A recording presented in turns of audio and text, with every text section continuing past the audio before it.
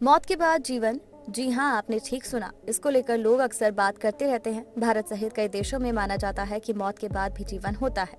हिंदू धार्मिक मान्यताओं की बात करें तो किसी इंसान के मरने के बाद आत्मा दूसरे नए शरीर में प्रवेश करती है। इसी बीच एक ब्रह्मांड वैज्ञानिकों ने अब दावा किया है कि मौत के बाद का जीवन वैज्ञानिक संभावना के दायरे से परे है। भौतिकी के नियम नहीं देते अनुमति। डॉक्टर शान कैरोल एक ब्रह्मांड विज्ञानी है और अमेरिका में कैलिफोर्निया इंस्टीट्यूट ऑफ टेक्नोलॉजी में भौतिकी के प्रोफेसर हैं। उन्होंने अपना अधिकांश जीवन भौतिकी के नियमों का अध्ययन करने में समर्पित कर दिया। वे दावा करते हैं कि ब्रह्मांड के नियम हमारे मरने के बाद भी चेतना को काम करने की अनुमति नहीं देते हैं। जिंदगी में भौतिकी के नियम करते हैं काम।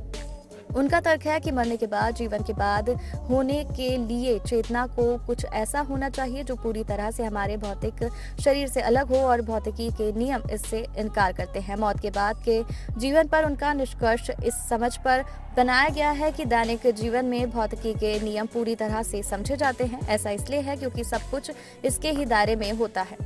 मरने के बाद दिमाग की जानकारी नहीं की जा सकती है संग्रहित।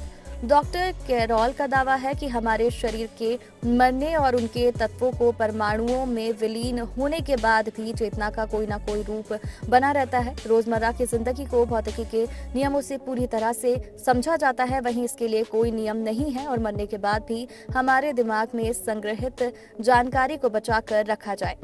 आत्मा की जीवित रहने का नहीं कोई आधार। उन्होंने कहा कि यदि ये वास्तव में परमाणुओं और ज्ञात शक्तियों के अलावा कुछ भी नहीं है तो स्पष्ट रूप से मौत के बाद आत्मा जीवित रहती है, इसका भी कोई आधार नहीं है। मौत के बाद जीवन में विश्वास करने के लिए भौतिकी की आवश्यकता होती है।